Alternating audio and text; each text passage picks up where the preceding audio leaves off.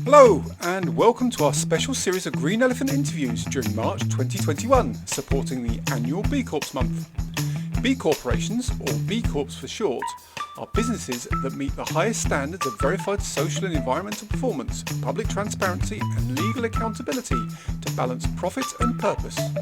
Throughout March, we are chatting with key people in companies which have chosen to certify as B Corps and become a force for good. Today, I've been joined by Jamie Crummie from Too Good To Go. Too Good To Go are fighting food waste. Through their app, you can buy a magic bag and save food that would otherwise be wasted. They've been a certified B Corp for about 2 years, I think. Jamie Crummie is a co-founder of Too Good To Go, was one of Forbes 30 Under 30 in 2019, well done, and One Young World Entrepreneur of the Year in 2020. So welcome to the show, Jamie. Thank you very much for having me, and appreciate reading all those embarrassing accolades out. Thank you for that. Well, you know, I've got to make you feel good before I ask you the hard questions. So that's good. So, I guess starting with it's food waste, and I'm always interested as to why people start that particular business and not something else. So why not plastic waste or ocean protection or any one of these other big areas? Why was it food waste that kind of, was the area you went down? Yeah, that's a really good question, Mike. And for me, I guess my journey into food waste is probably slightly different from many of my food waste comrades, I guess. Like I didn't grow up on a farm. My parents weren't chefs, so it wasn't that I was sort of experiencing food waste firsthand. Yeah. But what my parents did instill me was a passion and a drive for social justice. So that's been something that's always, I guess, been a feature or been a fabric of myself and my being. And I at first really encountered food waste when I was living out in Australia. And it was here I was working in the events industry, alongside working in human rights at the time. And it was here I was experiencing just disgusting amounts of food waste, essentially.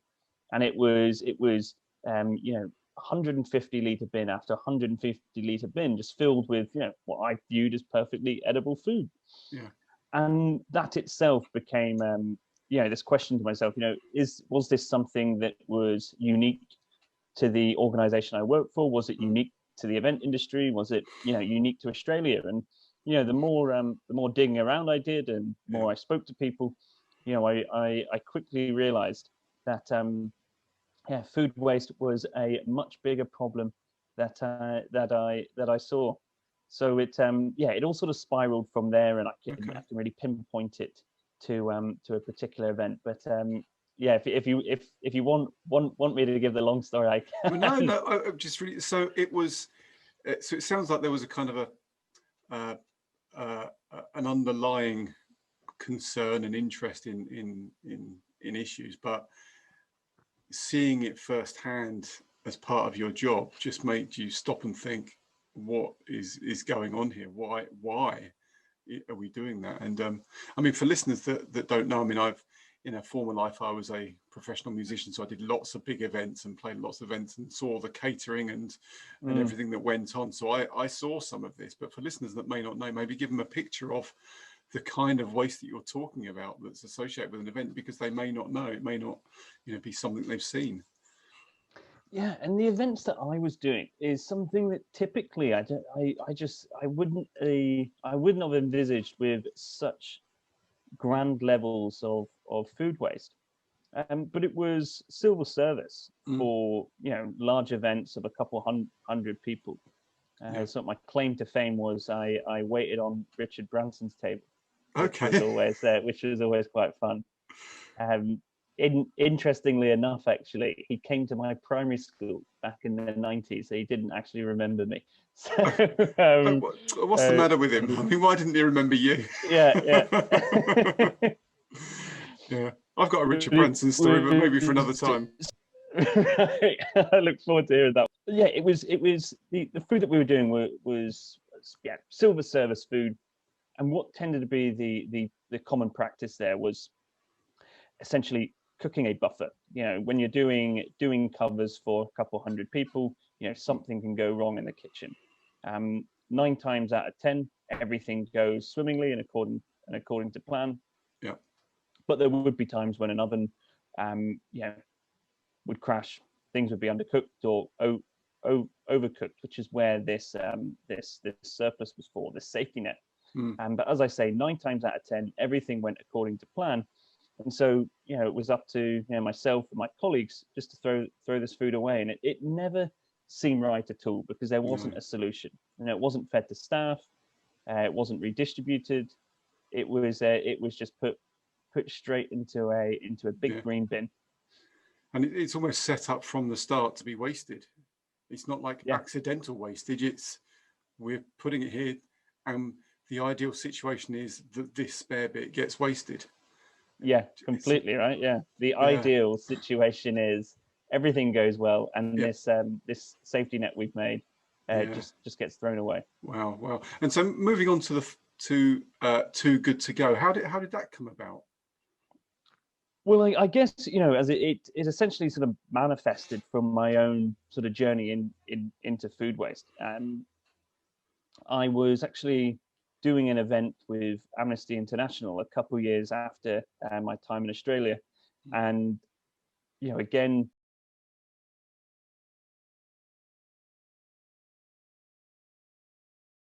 you know, we had an event and it was catered for by a organization who were rescuing the food, much like that food I was throwing away in Australia and repurposing it. And it was speaking to these guys and girls just about the gravity and scale of the issue of food waste. And I was dumbfounded. You know, someone, as I say, who was motivated by social justice and environmental justice. So it compelled me to do something, and I got thinking, completely in the dark as to the scale and gravity of the issue. Not everybody wants to go dumpster diving. So how could we facilitate a situation where people could rescue that food before so how does the solution work? Because I saw the app-based thing, but that takes quite a while to develop something like that. Did it always come with an app driving it, or was there another system you had before that? And you know, how did that evolve? Yeah, that's a funny story, Mike. No, we started and we have the app exactly as it's seen today. You know, it's of course you did. That's how these things work. Yeah, no, blinked in it, and it just appeared. You know, we started off actually with a website first, and it was it wasn't the best website. Let's just put it like that. Got to start somewhere. Yeah, and we were trying to convince ourselves that no one actually used apps. You know, we'd carry on with a website. It was much more cost effective. Yeah. But no, we actually ended up then joining forces with another group of entrepreneurs around Europe.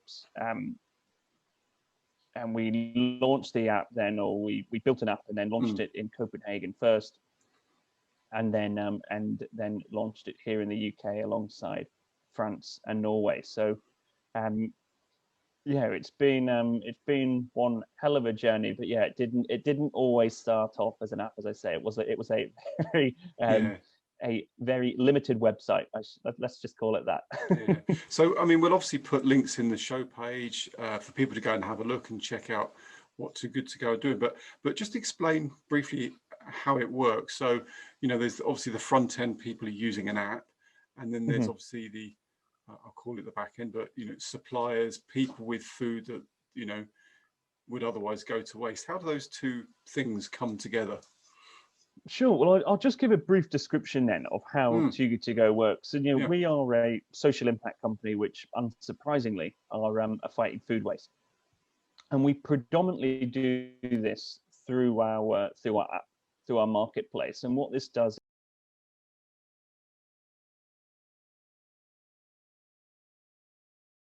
it connects consumers or individuals, much like myself and you, with businesses who have surplus food. So a user will log on to the Too Good To Go app. They'll see a list of participating businesses, collect this and from the business during a refer collection window and pay a reduced price. Okay, and so, I mean, there's some big name brands that I think I saw that you're working with. I see the likes of Morrison's, Pret a Manger, and various other well-known household names. So, and does it, you just go and pick it up from your local branch of Pret or Morrison's? You just, is that how it Pretty works? much, Mike. It's Wow. you know, you, as I say, this concept of a magic bag, you probably, well, the listeners are probably wondering, you know, what on earth is a magic bag? It's not something from Harry Potter, I assure you. But no, it's a piece of fun, and that's what we're trying to do. You know, food waste is very much connected to the effects of climate change, and we're trying to make something to fight climate change fun and engaging. So when a consumer goes and collects a magic bag from Pret a Manger, for example, they don't know exactly what food they're going to get, because it's just whatever food is left over come the end of service. But you can be pretty darn sure it's going to be something, you know, it's going to be a sandwich or a wrap or a salad bowl or whatever it is. Exactly, something of description that Pret that Pret serve. And as I say, it's all around this notion of reducing food waste. And there are quite a number of companies around doing, you know, some of the veg box companies and some of the meat box companies, and you don't always know what you're going to get. You know the type of thing, and then you pay for your box or your bag, and you go and pick it up, and then I guess that's, you know, part of the fun is that, you know, it's a surprise every time you open it, and you think, what am I getting today? But then part of it is also, you know, making do and using that, what would otherwise be left over. We've had lots of our consumers sort of describe it as a Forrest Gump movie. You know, it's you know, life is like a box of chocolates type thing. So no, it is fun, and you know, as I say, that's part of what we're trying to achieve is fighting food waste and thus fighting climate change, something which is fun and something which is engaging.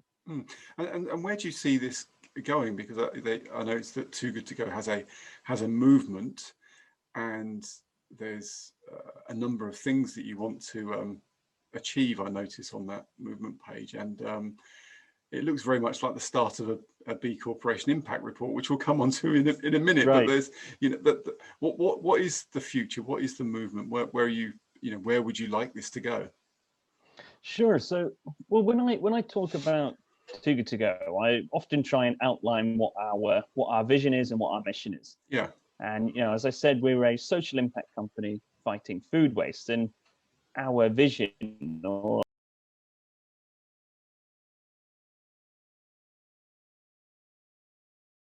our dream is a planet with no food waste. So for us, our mission on we do dream big, inspire and empower, but we see it very much as a collaborative exercise. And I mentioned as well, I've explained how the app works. But what our app allows us to do is fuel our movement around food waste. It fuels these initiatives which we do. So it's the work that we do with schools. So whether that's a partnership with the FAO to create various different pieces of educational content to inspire and empower children. It's work we do with businesses outside of the app, so it could be webinars and things like that. It's the work we do with households, and the work we do in public affairs, which is to try and spark policy change and shake up our food system. So it's a much wider thing. That whole community education piece seems to be quite an important part of that movement. Yeah, precisely, Mike. So it's creating an environment, I guess, where food waste becomes part of public discourse. It's involved in that mainstream fabric of conversation, so that as I say, we can inspire and empower individuals, businesses,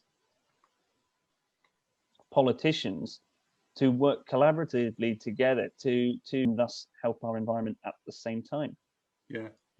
And I mean, it isn't, you're right, it isn't part of everyday public discourse, because I talk about it, you talk about it. We're in the kind of let's call it the sustainability space, but most people don't talk about it. I want to come on to B Corps now specifically. So what was it that drew you to becoming a B Corp and certifying as a B Corp?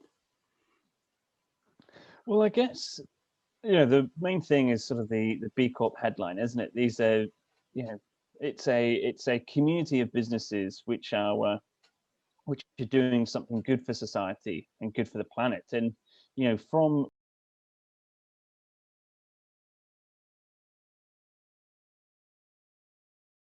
day dot, our whole business plan, our whole business model is surrounded around doing something positive for the environment.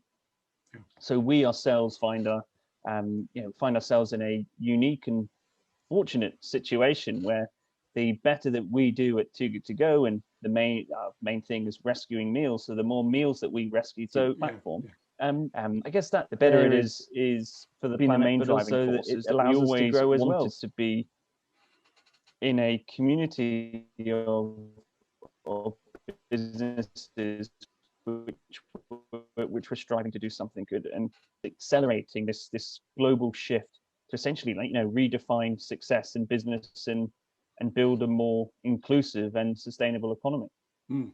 Yeah, I mean, many of the people we're speaking to in these interviews, they were kind of B Corps before they were B Corps, and it sounds like you kind of yeah, I think that's probably a good way of terming it. Yeah, and so in terms of the assessment certification process, was that smooth for you? Did you have some difficulties? Were there some areas that you struggled with, or was it kind of plain sailing and you just went straight through it and it was okay?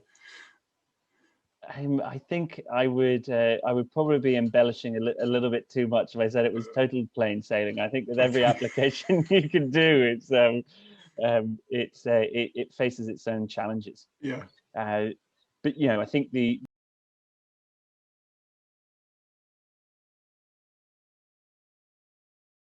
great thing about being a B Corp is the standards in which it holds you to. We're continuously trying to become a better business and using business and anybody as listening, go and have a force look for at the good. So movement it's page. We'll link as it I up, say, it's a great standard if you want an idea of how to keep ourselves B corporations do their and measure their impact, you guys have got absolutely it laid out there. We want to get 75,000 people in businesses, and we want to reach 500 schools, and we want to reach these things. So that's it just shows you the sorts of impacts and the sorts of things that B Corps are trying to do.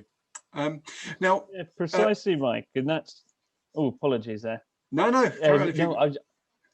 I was just going to say, that's really what it is we're trying to do, is having an impact all the way across society. So it's not just an impact through our platform itself, but always looking at different ways in which we can, achieve this vision of a planet with no food waste by, inspiring and empowering people from schools to households, to businesses themselves, as well as to try and shake up our political system too.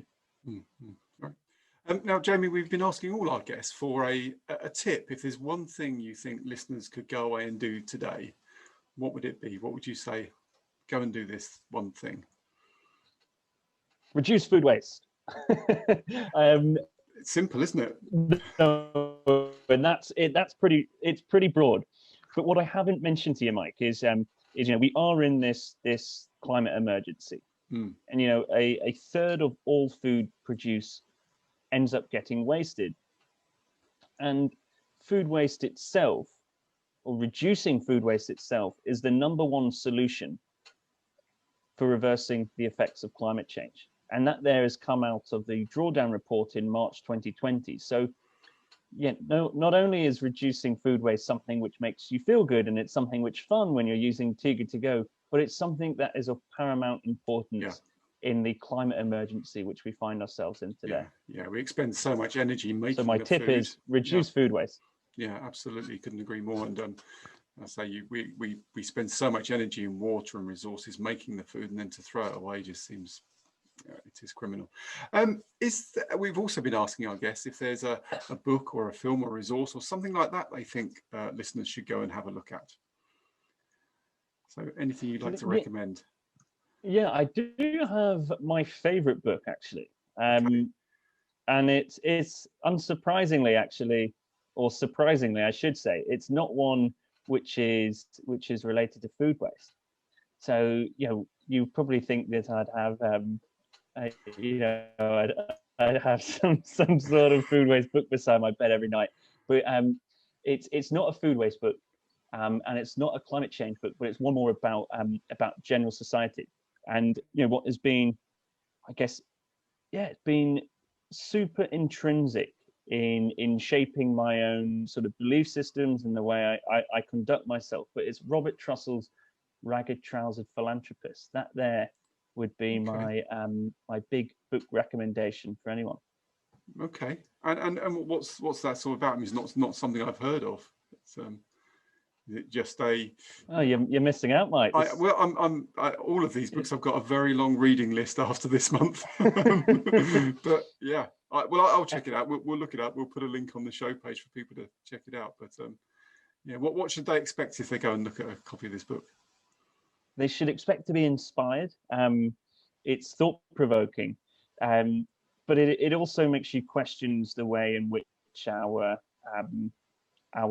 social system is conveyed at the moment. So it's set in a fictional town in the UK at the turn of the century. But yeah, as I say, it makes you think about leadership. It makes you think about business, and I think in the context of a B Corp, and in the with this being B Corp month, this is a really important book to get people thinking around how businesses should behave and treat their staff importantly. Great, thank you. I mean, a really interesting recommendation, and not, as you say, not route one, a book about don't throw food away, something to get us and the listeners thinking. Brilliant. So before we go on to fact or fake, what's the best way for listeners to get hold of you? If they think we really like what we've heard, we like the sound of what Too Good To Go are doing, what's the best route? Well, they can contact me directly. I'll give you my mobile number. We might edit that out. What I'd say is download the Too Good To Go app and get rescuing food through the platform today. It is something that is super fun. It's something that is super engaging, but also head to our website. As you mentioned, Mike, check out the movement page. There's a whole host of resources with tips and tricks on how to reduce food waste, but also resources for young children as well. So if you're at home and you're homeschooling, you'll find some nifty little lesson plans on there too. Brilliant. Okay, well, we'll link all those up on the show page, and we'll put links out to the app and things like that, so people know where to find them, and to Too Good To Go social and things like that. So great. So now time for fact or fake. And normally when we play this on the regular podcast with Russell, I do reasonably well. But however, in B Corp month, I seem to have been losing more than I'm winning. So I've got 3 statements for you, Jamie, and all you have to do is tell me whether they are a fact. Just going to give you a disclosure though, Mike. I have been awful in all of these like lockdown quizzes. Brilliant. So, I've got a chance of winning for once then. Brilliant. So these are either... I'm going to be embarrassed if there are food waste questions in here and I get them completely wrong. So well, there we go. So I'm going to read you a statement. It's either true, a fact, or I've made it up and it's a fake. Okay, so the first one. If food waste were a country, it would be the 4th largest greenhouse gas emitter behind China, US, and India. Is that a fact or is it a fake?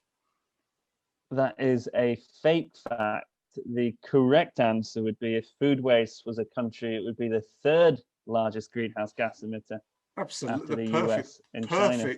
Perfect answer. Absolutely perfect. It would. I mean, that's a scary fact, isn't it? That yes, yeah. What I didn't mention earlier actually is that food waste contributes to around about 8 to 10% of all greenhouse gas emissions. Yeah. So it is a frightening amount. It is, yeah. More than the aviation industry combined. So it looks like I might be doomed to defeat here, because you obviously know your food waste facts with that explanation. So next one. Half of all produce is thrown away in the US because it is deemed too ugly to eat. Is that a fact or is that a fake? Half of all produce. Fake, Mike. It's 40%. It is half. 50% of all produce thrown away because it's too ugly. It's just astounding, isn't it? We don't like the look of it. Sorry, so throw it away. I can't believe I've got that one. Well, that's one each. That's fine. That's one each. There we go. I'll hang my head in shame. We have a decider.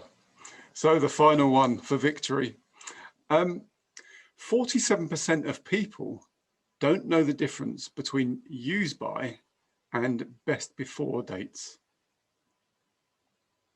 Now, I would like to do a little poll and see if you know the difference between a use by and a best before. Yeah, well, I do because I've been doing some research. But such an interesting poll, isn't it? It is a true answer. So 47% of people don't know the difference between use by and best before.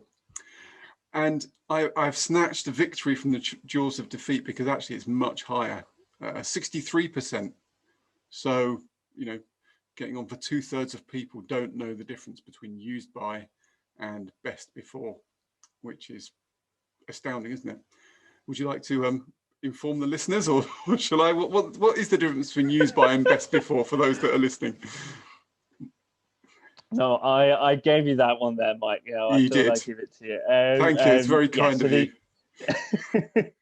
No, and we launched a campaign earlier this year. So back in January, we launched a date label campaign here in the UK, which is all around communicating the difference between a use by and a best before date. Because as you rightly point out, there is so much confusion around what best before in use by means. That in the UK, 180,000 tons every single year.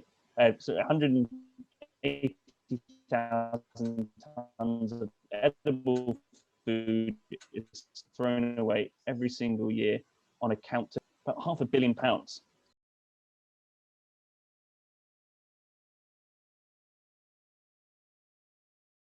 So a use by is a safety metric, and this means that once food has gone past its use by date, it's no longer safe to eat. Whereas a best before is a quality guidance metric. So if food has gone past its best before, it's still perfectly safe to eat. I can confirm. I put the best before test to the ultimate test earlier this year. Actually, Mike, I got a like one of those Covent Garden soups. Okay, things. yeah. And it went past its best before date in November 2020. Yeah. And back in February 2021, I wanted to prove a point that it was still perfectly safe to eat. And I can tell you what, it still tasted You're delicious. Still here to tell the story. I'm still here. There we are. It just probably needed a bit more salt was all, but no, it was still proof great. If proof were needed. But yeah, I mean, that's brilliant, helpful information for listeners there. Best before dates, they're purely guidance only and advisory, and so ignore them if you want. Used by a little bit different, but yeah, great. Brilliant. Jamie, it's been an absolute pleasure to find out more about Too Good to Go today. And let's say we'll link those up so people do go and find out, download the app, give it a go. I'll be doing that. And I'll be interested to report what comes in my first bag. So that'll be really, really good fun. But yeah, it's been great to speak to you, and wish you all the best with it in the future. Brilliant. Thanks so much for having me on the show there.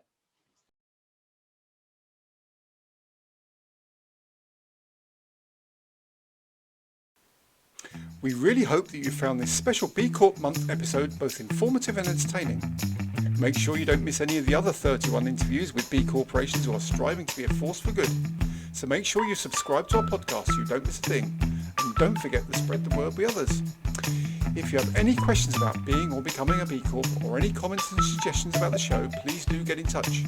You can email studio@greenelephant.show or visit our website greenelephant.show. or find us on Instagram, Facebook, LinkedIn, YouTube or Twitter by searching for Green Elephant or The Green Elephant Show.